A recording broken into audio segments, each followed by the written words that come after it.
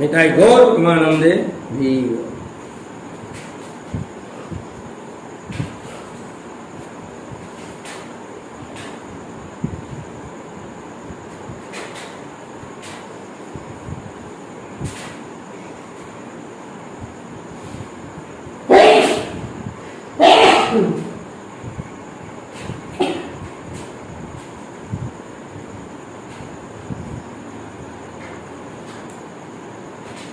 এই হাওয়ায় কি পাকা হওয়ার দরকার আছে না? তাহলে চালাচ্ছেন কেন? কেন লাগে নাকি? আমার লাগবে না, তাহলে তো এসেই কখন কি বন্ধ করে দিতে হবে। গরম লাগে তখন পাখা চলা যায়, এখন তো ঠান্ডা লাগবে, এখন পাখা চলা একদিকে স্বাস্থ্যের প্রতি আরেকদিকে ইলেকট্রিক উঠছে, মিটার উঠছে।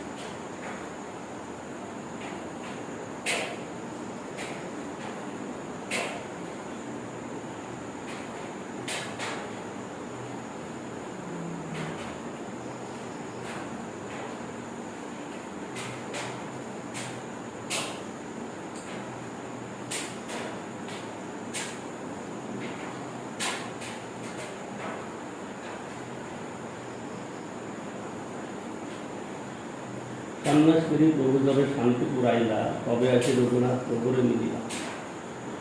প্রভুর চরণে পরে তোমাবিষ্ট হইয়া প্রভু পাদস্পর্শ করিল করুণা করিয়া। তার পিতা সদা করে আচার্য সেবন, অতএব আচার্য তারে হইল প্রসন্ন। আচার্য প্রসাদে পাইল প্রভুর উচ্ছিষ্ট পাপ, প্রভুর চরণ দেখে দিন পাঁচ সাত। পূর্বকালে এখনো দেখা যায় কোনো মহানুভব ধর্মপ্রাণ ধনী ব্যক্তিরা তারা শুদ্ধ কৃষ্ণ ভক্ত না হলেও কৃষ্ণ ভক্তের সেবা করেছে, পূর্বেও করেছেন, এখনো করেন। অনেক আছে দেখা যায় সেই হিরণ্য গোবর্ধন, তারা শুদ্ধ ভক্ত নয়, কিন্তু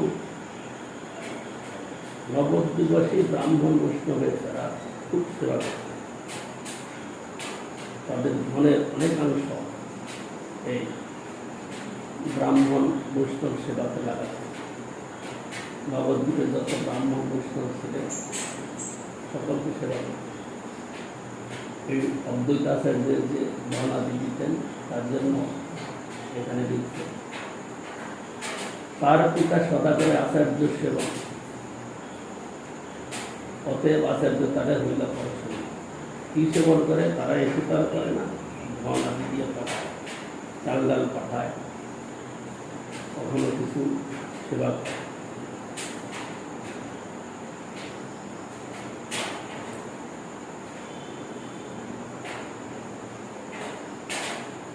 শ্রীমন মহাপ্রভুর কালে নবদ্বীপ সমৃদ্ধ নগর থাকিলেও উহা হিরণ্য গোবর্ধনের আশ্রিত বিদ্যান অনুশীলনরত ব্রাহ্মণেরই বাসস্থান ছিল মাত্র। সেই শুদ্ধ বিপ্রগণ হিরণ্য গোবর্ধনের প্রতিপাল্য থাকি তাহাদেরই প্রদত্ত অর্থ ভূমি ও গ্রাম আদি দ্বারা অধ্যাপন ও জীবনযাত্রা নির্বাহ করিত। ব্রাহ্মণের প্রতি তাহার অসাধারণ মর্যাদা ছিল এবং তাহাদিগের মুক্ত হস্তের দান বিষয়ে কোন প্রকার পরিষ্কার ছিল না। তারা এরকম প্রচুর দান করতেন।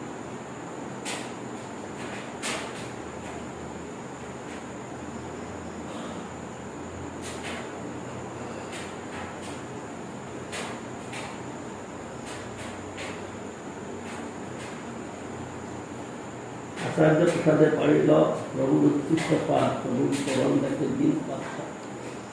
প্রভু তারে বিদায় দিয়া গেলা নীলাচল, কেহ ঘরে আসি হইলা ফেলিতে পারে। বারবার পলায় কেহ নীলাদ্রি যাইতে, পিতা তারে বান্ধি রাখে আনি পথ হইতে।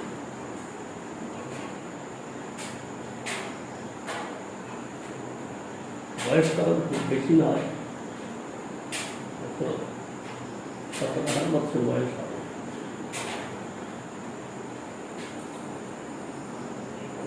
পঞ্চপাইক তারে রাখে রাত্রি দিনে, চারি সেবক 2 ব্রাহ্মণ রহে তার।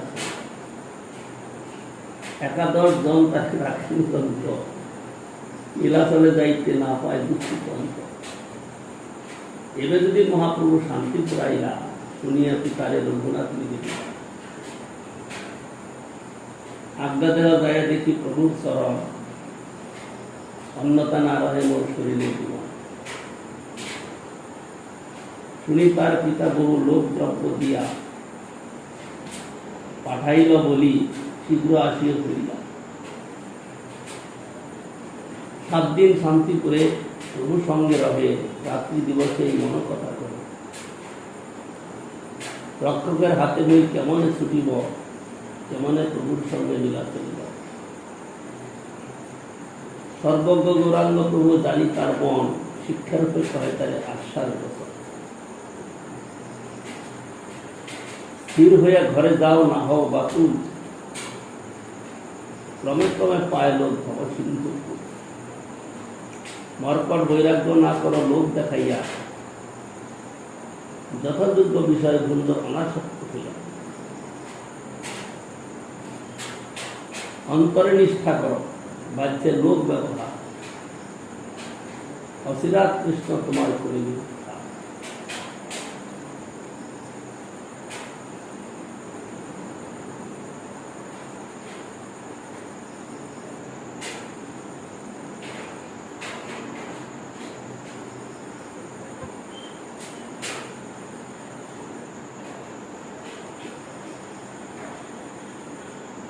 বৃন্দাবন দেখি যাবে আসিব নীলাচলে, তবে তুমি আমার পাশ আসিও কোনো স্থানে। সে চল সেকালে কৃষ্ণ সুরাবে তোমারে, কৃষ্ণ কৃপাদারে তারে কে রাখিতে পারে।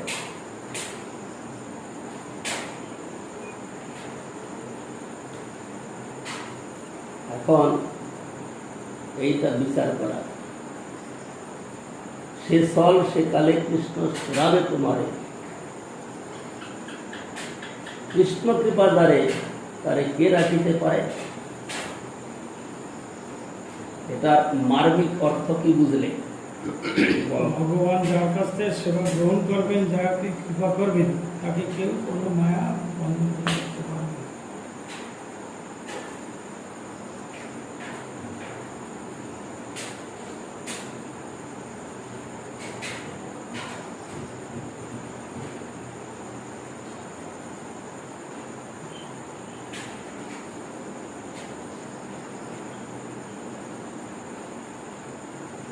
সত্যি সত্যি যদি গুরু বৈষ্ণব ভগবানের প্রতি আন্তরিক নিষ্ঠা থাকে, তাহলে ভগবান তাকে বুদ্ধি বুঝিয়ে দিবেন।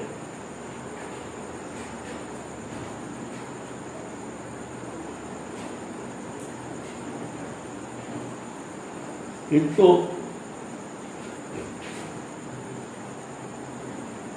সেটার মধ্যে একটা শর্ত থাকবে, আন্তরিকতা, নিষ্কপটতা।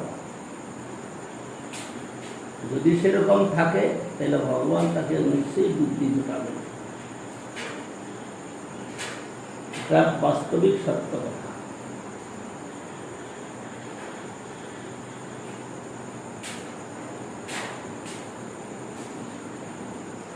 অনেকের অনেকের অনেকের ভাগ্য দেখা যায় কি, অনেক সময় বাড়িতে অসুবিধা, আর্থিক অনটন, সাংসারিক ঝামেলা, বা সংসারে কোনো বা মানে সমাজে কোনো এরকম কর্ম করেছে যে সমাজে থাকতে পারে না। সেরকম অবস্থায় অনেকে চলে আসে, কিন্তু সেই অবস্থা আসার পরে যদি তার চিত্তবৃত্তি বৈষ্ণব চরণের সঠিক অর্থে পৌঁছায় তাহলে তার ভাগ্য খুলে যাবে। তা যদি না হয় তখন কপটতাই সম্বল থাকবে যে 2 দিনের জন্য আসছি, তো তাহলে এরকমভাবে সাধুদের সঙ্গে থাকা কেমন, আমি তো অন্য জগতের লোক। প্রভুপাদের সময়কার একটা কথা আছে, প্রভুপাদ যখন কলকাতায় মঠ স্থাপন করে চালাচ্ছেন, সেই সময় ব্রিটিশ আমলের কথা, তার পেছনে গুপ্তচর লাগালো।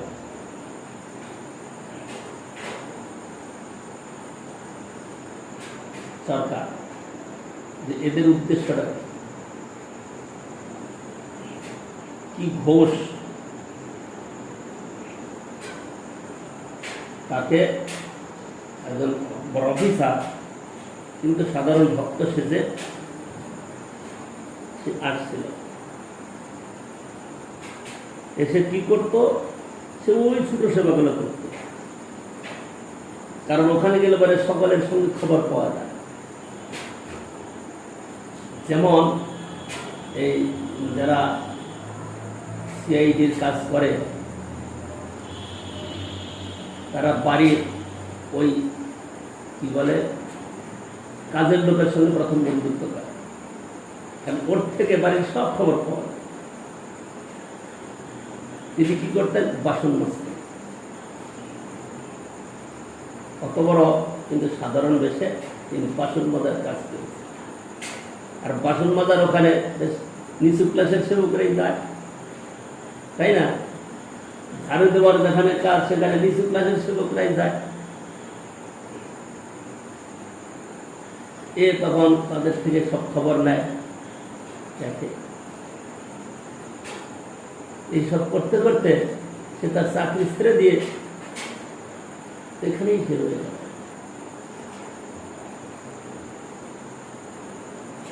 এমন বস্তু, এখানে তো সকলে নিষ্কপট, ধরতে এসেছিল কপটতা, কিন্তু কপটতা ধরতে পারবে না, এখানে সব নিষ্কপট, এরা সব ঘনিষ্ঠ। তো বর্তমানকালে কিন্তু কপটতা ধরা পড়ে যাবে। যদি বর্তমানকালে কোনো মঠে কেউ এরকম ভাবে পরীক্ষা করার জন্য যায় তাইলে ধরা পড়ে, কারণ তার তাদের মনের দুঃখ করে এখন প্রকাশ করে। তৎকালে তো কারো দুঃখ ছিল না। প্রভুপাদের সময় তো একদম প্রাণের টানে চলত, এখন তার সে প্রাণের টান নাই। এখন নিজেদের শোক দুঃখের কথা বলতে থাকবে, এরা বটে খেতে দেয় না, এরা ভালো কাপড় দেয় না, এরা খারাপ ব্যবহার করে, গুরুকালে তাড়িয়ে দেয়, মারপিট করে, এইসব কথা শুনতে। তখন এইসব কথা ছিল, তখন একটা মানে জলের স্রোত একদিকে বইছিল এমন ভাবে, তখন এইসব কথা ছিল।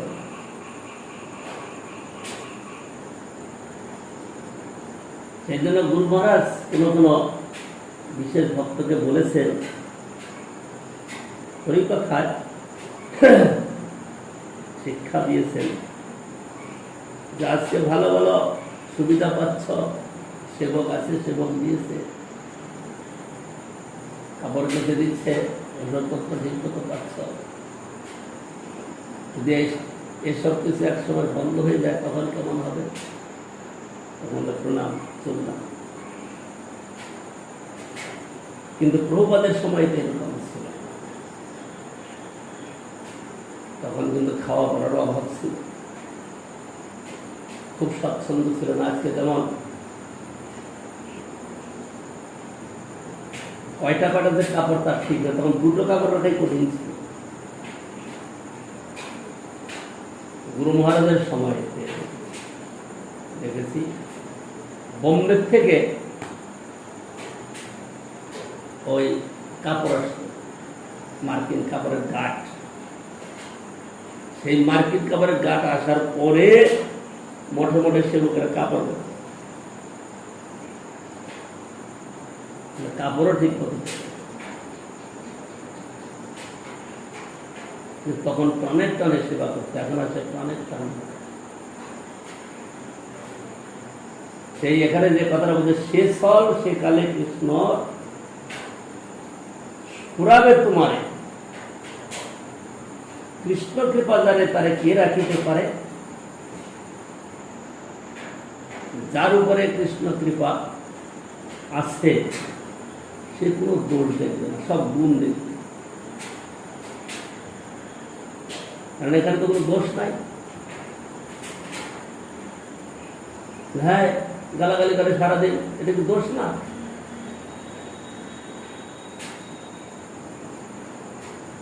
কাপড় চাইলে কাপড় সময় তো কাপড়ই দেবে না, এটা দোষ না? জ্বরজারি হলে পরে মাথা ব্যথা হলে একটা ট্যাবলেট দেবেন, এটা দোষ না? না, যাদের উপরে কৃষ্ণ কৃপা আছে তারা এটাকে সম্পূর্ণ গুণ রূপে দেখবে। যাদের উপরে কৃষ্ণ কৃপা নাই তারা এটাকে গুণ বলে কখনোই গ্রহণ করতে পারবে না, তারা প্রথমেই দোষ দেখবে। তাহলে বলে ওষুধ না খেয়ে মরে যাব, যে কৃষ্ণ কৃপাকে মরবে না, এইটাই তো কৃষ্ণ কৃপার লক্ষণ। ভালো কাপড় না পেলে পরে আজকালকার দিনে প্রয়োজন কি আছে? মডেলটার জীবনে কি অভাব আছে নাকি? কি অভাব আছে? কত শত ভক্ত, আরে বৈষ্ণব সেবা করবো, উৎসাহ করে বৈষ্ণব সেবা করবো, কিছু তো বৈষ্ণব সেবা না হয়ে বৈষ্ণবের পতনের রাস্তা হচ্ছে, এটা তারা বুঝতে পারে না।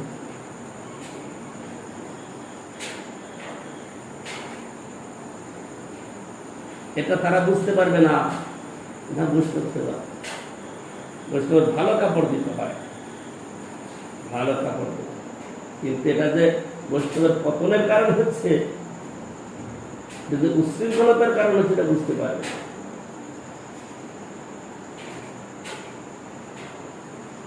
এই নরহরি গেছি না তো, তোমাদেরই সময়কার নাকি? আমার শুরুতে থাকবে, হ্যাঁ, প্রসারে থাকতে তো আমাদের শুরু। নরহরি ছিল কুরুক্ষেত্রে, কুরুক্ষেত্রে শরণ্য কৃষ্ণ প্রভু ইনচার্জ ছিলেন। ওই সময় রান্না করত কে? বোধ হয় ওই শ্যাম সুন্দর নাকি ওই 24 পরগনা। একদিন গিয়ে বলছে, মহারাজ আজকে তো সবজি নাই, রান্না কি হবে? মহারাজ বলছেন, নাই বলতে নাই, সব বারণ তো, নাই বলবে কেন? আমি এখান থেকে দেখছি করে বলছে সবজি নাই, ওই তো সজিনা গাছ, দেখো দুটো সজিনা ঝুলছে।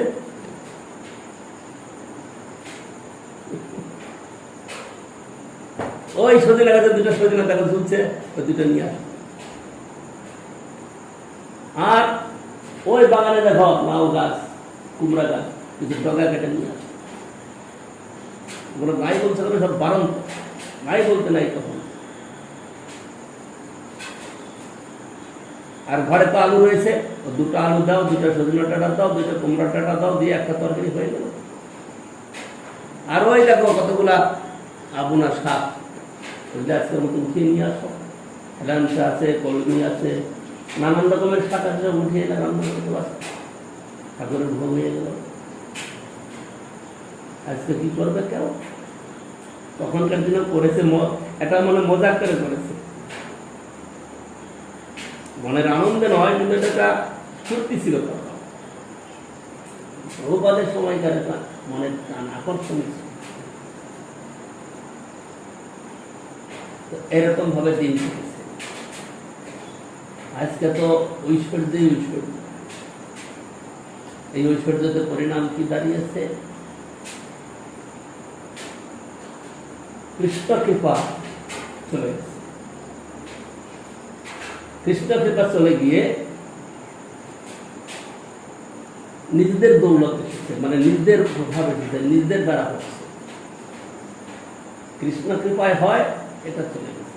এখন আমরা করছি, আমাদের দৌলতে হচ্ছে, এই ভাবতে। সেই জন্য মহাপ্রভু বলছেন এই কথাগুলা, সে চল সেকালে কৃষ্ণ সুরাবে তোমারে, কৃষ্ণ কৃপাগারে তারে কে রাখিতে পারে?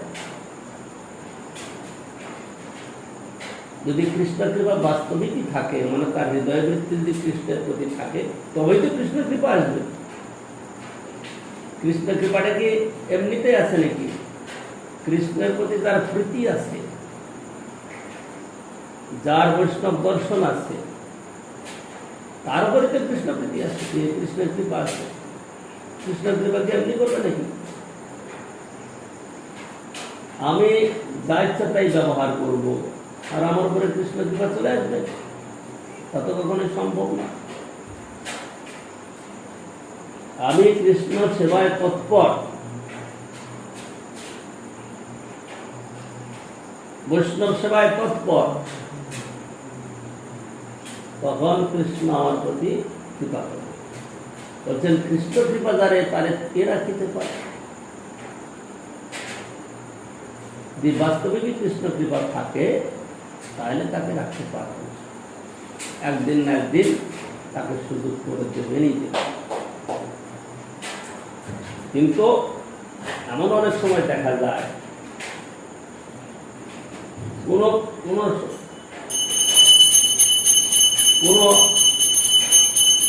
কি বলা যায়, কোন সংগঠনে ঘটনা ঘটে গেল, কিন্তু সেই ঘটনাকেই কৃষ্ণ কৃপা বলে স্বীকার করা নাও যেতে পারে। কেন? যে পরবর্তী কার্যগুলো তার ঠিক না। যে পরবর্তী কার্যগুলো তার ঠিক থাকে, গুরু বৈষ্ণবের প্রতি ঐকান্তিকতা, ভগবানের সেবার প্রতি ঐকান্তিকতা যদি থাকে, তাহলে বোঝা যাবে যে কৃষ্ণ কৃপার পরিচয় যে কোনো অবস্থা থেকে আসে। বাড়িতে ঝগড়াঝাড়ি, ওই যেমন একটা দৃষ্টান্ত দিলাম, অফিসারটা এসছে সেখানকার খোঁজ খবর নিতে, 2 বছর খোঁজ খবর নিয়েছে, 2 বছর পরে সে সারেন্ডার করে। 2 বছর সরকারি চাকরি করেছিল, 2 বছর টাকা পেয়েছে, 2 বছর পরে সে চাকরি বাদ করে দেয়, ছেড়ে দিয়ে সে ঘোষ, একদম ঘোষ, সে চাকরি রিজাইন দিয়ে সারেন্ডার করে। কৃষ্ণ কৃপা তার উপরে আছে। যেমন হরিদাস ঠাকুরের সম্বন্ধে জানা যায়, তার কাছে এসেছিলেন বারবণিকা।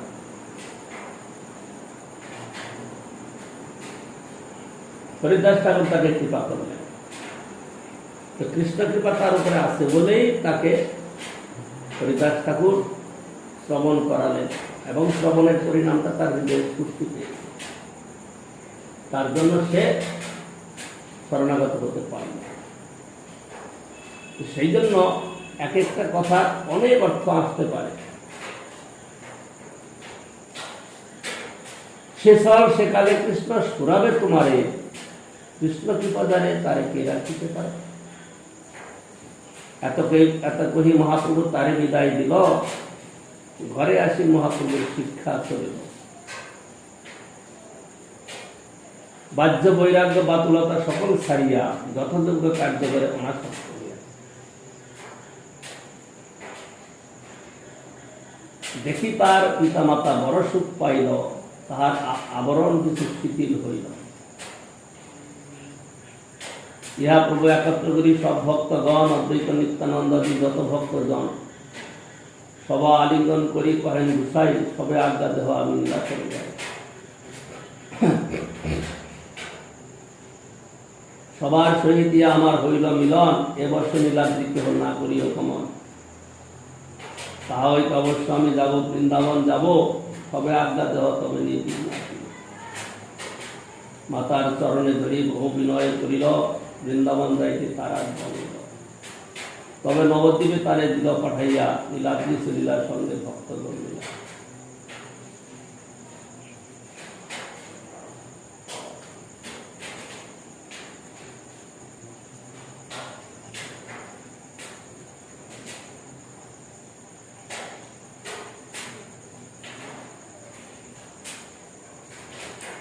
সেই সব লোক পথে করেন সেবন, সুখে নীলাচলে ইলাচশীল নন্দন। প্রবাসী জগন্নাথ দর্শন কইল, মহাপ্রভু আইলা গ্রামে কোলাহল কইল। আনন্দিত ভক্তগণ আসিয়া মিলিলা, প্রেম আলিঙ্গন প্রভু সবারে করিল। কাশী মিশ্র, রামানন্দ, প্রদ্যুম্ন, সার্বভৌম, বাণীনাথ শিখিয়াদি যত ভক্তগণ। গদাধর পণ্ডিত আসি প্রভুরে মিলিলা। এইবার তবে রহস্য কথা। গদাধর পণ্ডিত আসি প্রভুরে মিলিলা, সবার অগ্রতে প্রভু কইতে লাগিলা, বৃন্দাবন যাব আমি গৌর দেশ দিয়া, নিজমাতার গঙ্গা চরণ দেখিয়া। এতমতে করি কইল গৌরের গমন, সহস্রের সঙ্গে হইল নিজ ভক্তগণ। লক্ষ লক্ষ লোক আইসে কৌতুক দেখিতে, লোকের সংঘর্ষে পথ না পারি চলিতে। যথারহি তথা ঘর প্রাচীর হয় চূর্ণ, যথা নেত্র বলে তথা লোক দেখি পূর্ণ।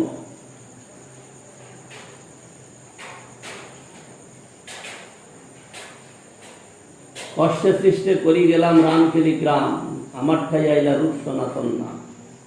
দুই ভাই ভক্তরাজ কৃষ্ণ কৃপাপাত্র, ব্যবহারে রাজমন্ত্রী হয় রাজপাত্র। বিদ্যা ভক্তি বুদ্ধি বলে পরম প্রবীণ, তবু আপনাকে মানে তৃণ হইতে দিন। তার দৈন্য দেখি শুনি পাষাণ বিদরে, আমি তুষ্ট হইয়া তবে কহিল দুহারে। উত্তম হইয়া হীন করি মানব আপনারে, অচিরে করিবে কৃষ্ণ তোমার উদ্ধারে। এত কই আমি তবে বিদায় তারে দিল, গমনকালে সনাতন প্রহরী কহিল। সনাতনের বয়স তখন 18-20 বছর।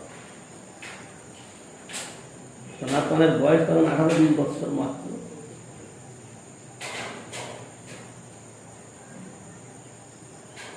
কি প্রহরীটা বলল, যার সঙ্গে হয় এই লোক লক্ষ কোটি, বৃন্দাবন যাইবার এই নহে পরিপাটি। তিনি কিন্তু তখন বৃন্দাবন যান নাই। সনাতনাদি তখন তারা বৃন্দাবন যান নাই, মানে কখনো দর্শন করতেও যান নাই। বয়স হচ্ছে 18-20 বছর, 18-20 বছর বয়স।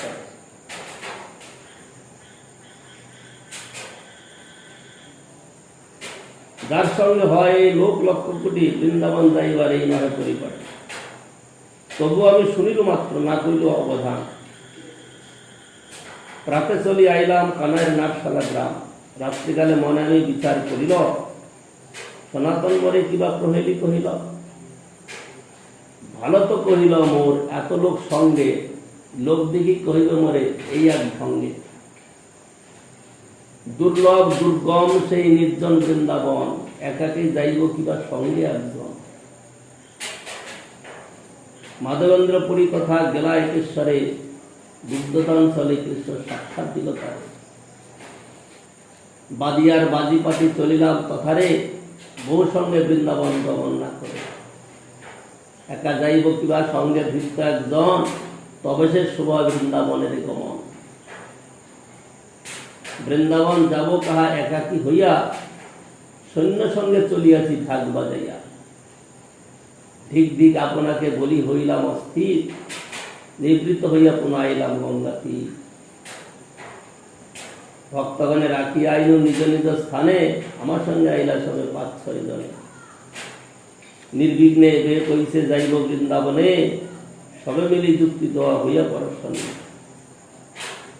এইবার কথা, গদাধরে ছাড়ি গেল, ইহ দুঃখ পাইল, সেই হেতু বৃন্দাবন যাইতে নাই। এবার গদাধরকে একটা ঠোকর দিলেন। এখন গদাধর কি বলছেন?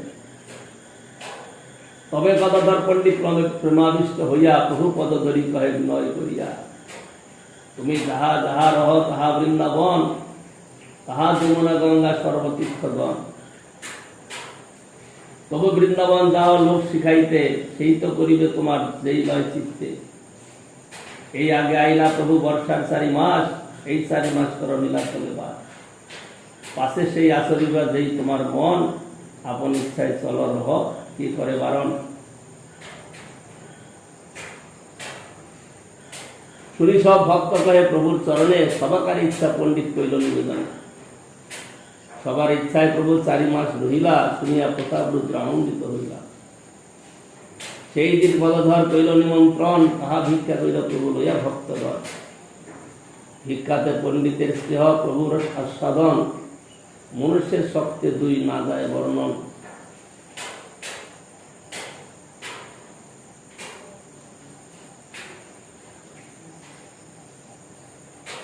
এই মতো গৌরলে অনন্ত অপার, সংক্ষেপে কহিয়ে কহা রাজায় বিস্তার। সহস্র বদনে কহে আপনে অনন্ত, তবু এক লীলার দেহ নাহি পায়ন্ত। এখানে প্রভুপাদের কথা শ্রবণ করুন। মাথা ঘুরাচ্ছে।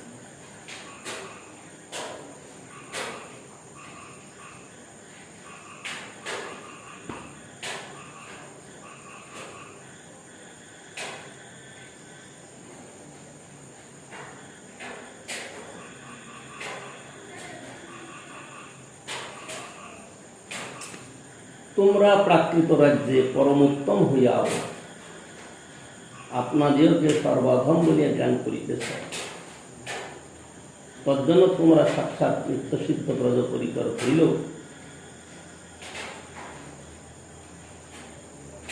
কৃষ্ণ অগৌণে প্রাকৃত লোকের অক্ষত জ্ঞান সুলভ বহির্দৃষ্টিতে বদ্ধজীব লীলা অভিনয়কারী প্রমাদের এই সংসার বন্ধন মোচন করিয়া স্বীয় নিত্যতায় সে নিয়োগ করিবেন।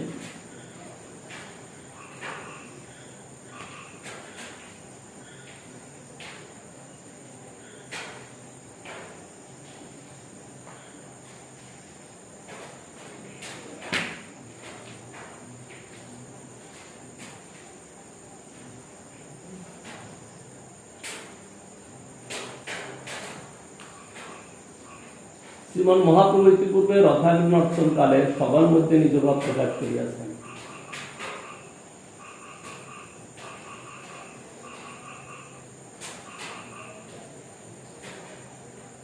শ্রীমন মহাপ্রভুর হৃদয়ী শ্রী রাধাকান্তের লীলাভূমি বৃন্দাবন। তথাপি লোকশিক্ষার জন্য তিনি প্রপঞ্চদিত ভৌম বৃন্দাবনে গমন করেন। প্রাকৃত দৃষ্টিযুক্ত বিষয় ভোগভক্ত সাধারণ লোকের ধারণা এই যে ভৌম বৃন্দাবন অপ্রাকৃত নহে, ইহা অন্য জড়দের সদৃশ ভোগরত ইন্দ্রিয়েরও ভোগ উপকরণ অর্থের সাহায্যে গম্যস্থান বিশেষ। যেরূপ অপরাপর তাদৃশ জড়বস্তুর সঙ্গ প্রভাবে জড় ভাবসমূহ উৎপন্ন হয়, তদ্রূপ ইন্দ্রিয় ভোগ্য জ্ঞানে বা জড় বুদ্ধিকে বৃন্দাবন দর্শন করিতে গেলে কোন পারমার্থিক নিত্য মঙ্গল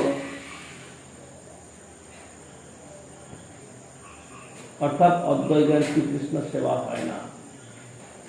উহা মোর মন বৃন্দাবন।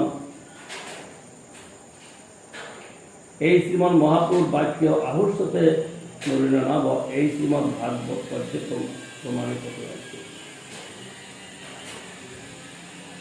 এখানে একটা দৃষ্টান্ত,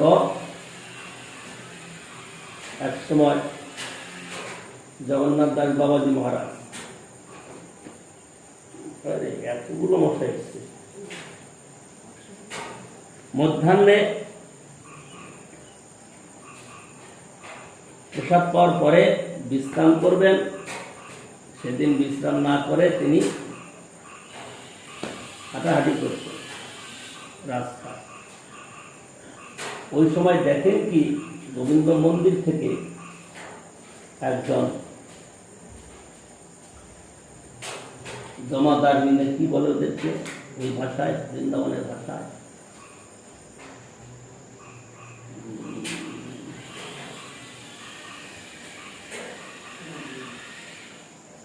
ওদের ভাষায় যেন কি বলে, ঝাড়ু দেয় তারা, তাদের কি বলে, বৃন্দাবনের একটা ভাষা আছে। তো একজন মহিলা জমাদার ভাঙ্গি ভাঙ্গি ভাঙ্গি, বৃন্দাবনের ভাষা হলো ভাঙ্গি। একজন ভাঙ্গি সে কি করছে, গোবিন্দ মন্দিরের থেকে আসছে, তাকে তার ঝুড়ি ওই ময়লা পরিষ্কার করে, মানে কি বলে পাতা টাতা সাফ টাফ করে ফেলে, সেই ঝুড়ি নিয়ে আসে। দুপুরবেলাতে ওই সময় গোবিন্দ মন্দিরে সে প্রসাদ পেয়েছে, তো প্রসাদটা ঝুড়ির মধ্যে করে নিয়ে যাচ্ছে। তার মধ্যে ভাজা ভুজি আছে, ভালো ভালো সিঙ্গার টিঙ্গার এইসবগুলা শুকনার প্রসাদ আছে। এখন বাবাজি মহারাজ ওকে দেখে বলছে আমাকে একটু প্রসাদ দাও। সে তো শুনে অবাক হয়ে গেছে যে আমি কি করে আপনাকে প্রসাদ দেবো। আর বাবাজি মহারাজ তো বৃন্দাবনের প্রসিদ্ধ বাবাজি, সিদ্ধ বাবাজি তার নাম আছে।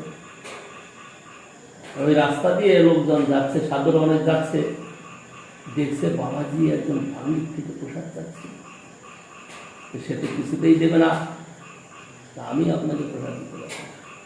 বাবাজি কি করলেন, তার ঝুড়ির থেকে নিজের হাতে প্রসাদ নিয়ে, আর এইটা অন্যান্য বাবাজিরা দেখলো, রাস্তায় 2-4 জন যাতায়াত করছিল, দেখে তারা প্রচার করে দিল যে বাবাজি কি করেছে, এই ভাঙ্গির ঝুড়ির থেকে প্রসাদ। তাতে কি হলো, বৃন্দাবনে তার নামে বদনাম হতে থাকে। বাবাজি কাণ্ড করেছে, এটা তো একেবারে অশুভনীয় কি করে হয়। তিনি যে আচরণ করবেন আমরা সকলে তাই আচরণ করব, আর তিনি এরকম ভাঙ্গির হাত থেকে প্রসাদ। এইটা প্রজের সর্বত্র প্রচার হয়ে গেছে, সকলের কানে কানে কানে কানে সব জায়গায় প্রচার হয়েছে, বাবাজি এরকম করেছে। একদিন ওখানকার যারা ধামবাসী বলে পরিচয় দেয়, কলকাতার বাবুরা সেখানে থাকে, 5-7 জন একদিন গিয়েছেন তার প্রধান কুটিরে, তার কাছে জানাতে যে বাবাজি আপনি এরকম করেছেন, আমরা তো ব্রজেতে মুখ দেখাতে পারছি না, সব লোকে আপনার নামে এরকম বলছেন। তো তারা এই কথা বলার আগে বাবাজি তা কিছু বলছে না, তারা বাবাজি বলছেন যে আপনারা কি জন্য, কি উদ্দেশ্যে এসেছেন, কি বলতে চান। তখন তারা বলছে যে আপনি ভাঙ্গির থেকে সেদিন প্রসাদ খেয়েছেন, ব্রজেতে একেবারে তো বদনাম হয়েছে, প্রচার হয়েছে। তখন বাবাজি তাদের উপর রেগে গেছে যে আপনারা ব্রজে বাস করছেন,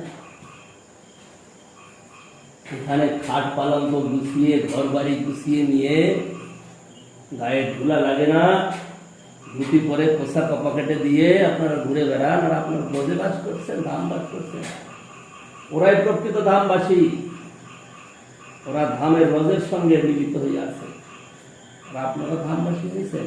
এই বিহারি চল চল, আর এই বৃন্দাবন খেলা যাবে, কারণ বৃন্দাবন এখন ভোগীদের স্থান হয়েছে, এখানে আর থাকা যাবে না। সে থেকে চলে আসলেন বাবা, এই যেখানে বাস করে। বৃন্দাবন এখন ভোগীদের স্থান, কারণ এরা নিজেদের ইন্দ্রিয়ের দ্বারা মেপে দেখতে যাচ্ছে বৃন্দাবনকে। সেই থেকে বৃন্দাবন থেকে চলে আসলেন, এখানে এসে বাস করলেন নবদ্বীপে। এখানে সেই কথাটা বলছেন প্রভুপাদ, যে টাকা পয়সা খরচ করে গিয়ে বৃন্দাবন দর্শন করা যায়, কিন্তু সেই দর্শন প্রকৃত পারমার্থিক দর্শন হবে না। পারমার্থিক দর্শন করতে গেলে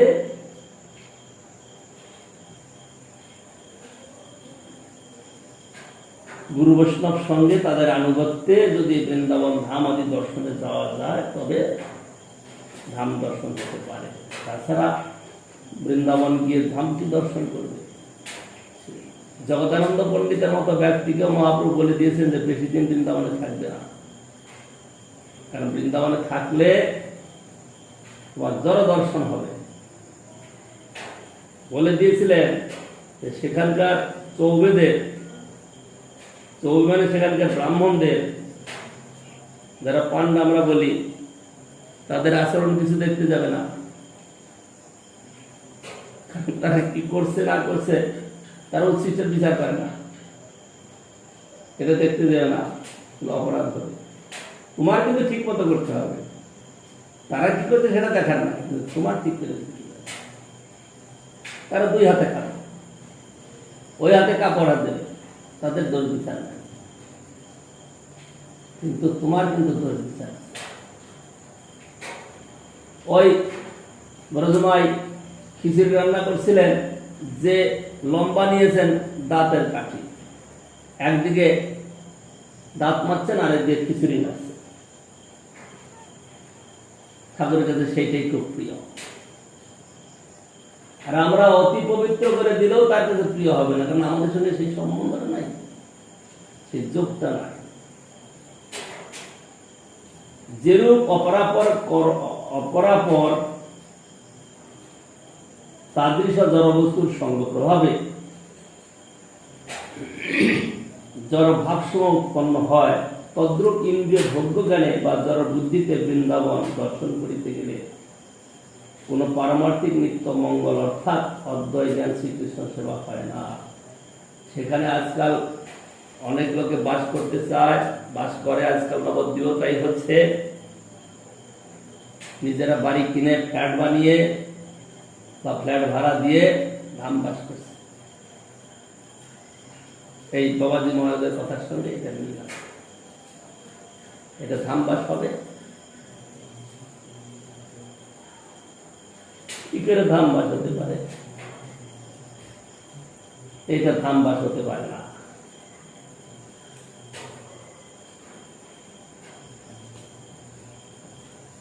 যশাত্মবুদ্ধি কোনপে ত্রিধাতুকে সধি কলত্রাদিষু ভৌমজ্জতি যতীর্থবুদ্ধি শরীরে ন পরিজনেষু অভিজ্ঞেষু সয়ব গোখর। বাস্তবিক জড়লোককে শিক্ষা দেবার জন্যই মহাপ্রভু ভগবানের অপ্রাকৃত লীলাস্থল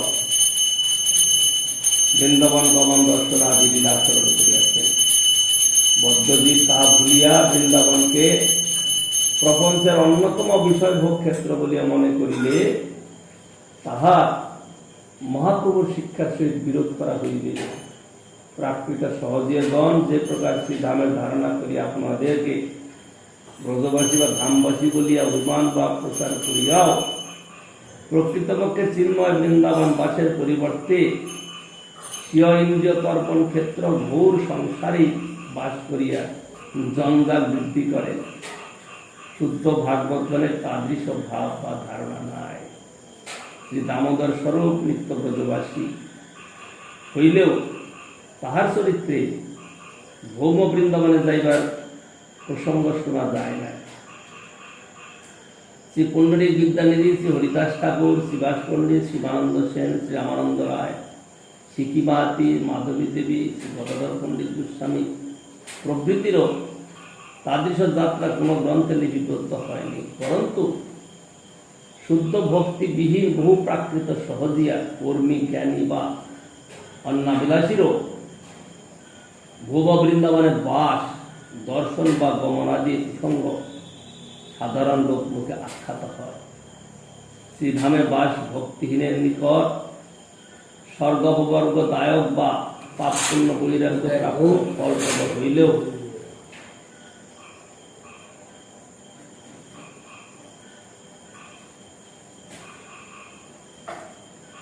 প্রেমাঞ্জন চরিত ভক্তি বিলোচনেন শ্লোকের অভিপ্রেত দিব্য নির্মল নেত্রযুক্ত শুদ্ধ ভক্তিরই অপ্রাকৃত শ্রীধাম বৃন্দাবনে বাস যথার্থ সত্য।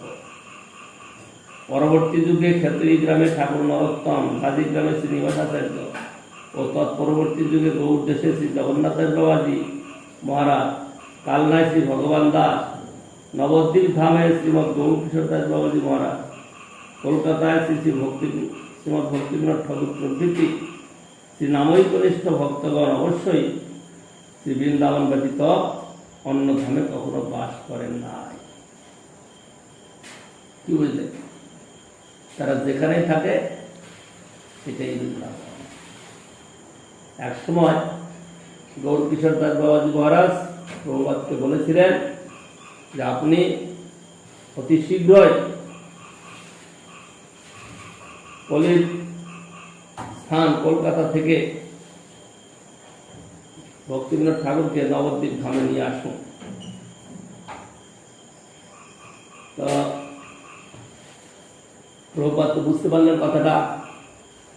কথা শুনেই প্রভুপাদ বললেন যে আপনি কি আমাকে ছলনা করছেন? ভক্তিবিনোদ ঠাকুর কি কখনো ধাম ছাড়া বাস করেন? তিনি কলকাতায় থাকুন বা যেখানে থাকুন, তিনি ধামেই আছেন। শুনে তিনি খুব আশীর্বাদ করলেন, তার প্রশংসা করলেন যে এইটাই উপযুক্ত হয়। যে স্থানে বৈষ্ণবগণ কি সেই স্থান বৃন্দাবন, সেই স্থানে আনন্দ অশেষ। ভূমি তথা বৃন্দাবন, গিরি তথা গোবর্ধন, মন্দাকিনী, সেখানে নদী মন্দাকিনী হয়ে যায়, গঙ্গা হয়ে যায় বা যমুনা হয়ে যায়। সেই জন্য যে স্থানে বৈষ্ণবগণ সেই স্থান বৃন্দাবন, এই ভাবনাটা যেন আমাদের চিত্তেতে প্রবিষ্ট হয়, আমরা যেন সেটা বুঝতে পারি, অনুভব করতে পারি। শুধু ধামে বাস করলেই হবে না, ধামের অনুভব নিয়ে ধামে থাকতে হবে। ধামের অনুভব নাই, ধামে বাস করি, তাহলে সেটা গ্রামের বাসী হয়ে যাবে।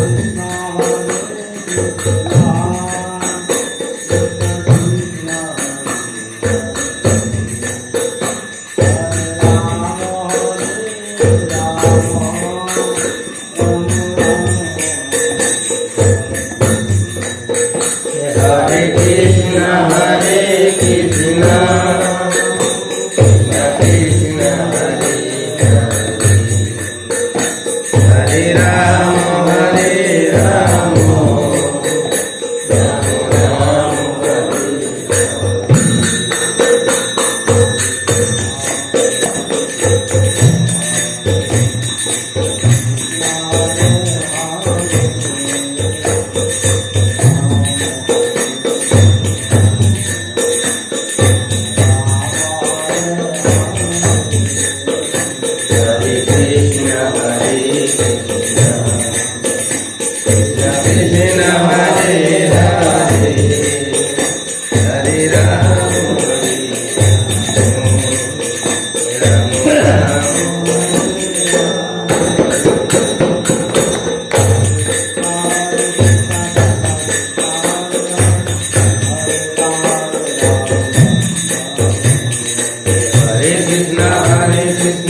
जय जय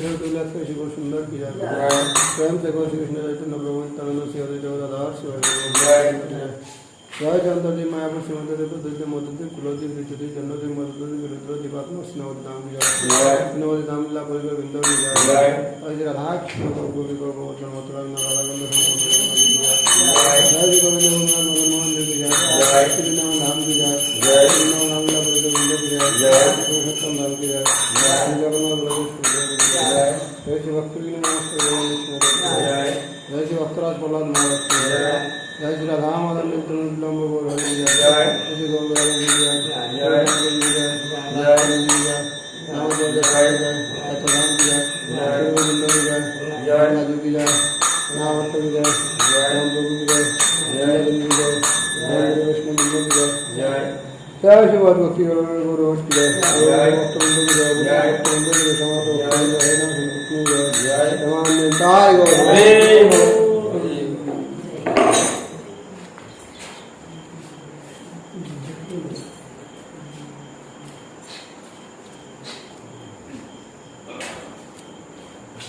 muy vale.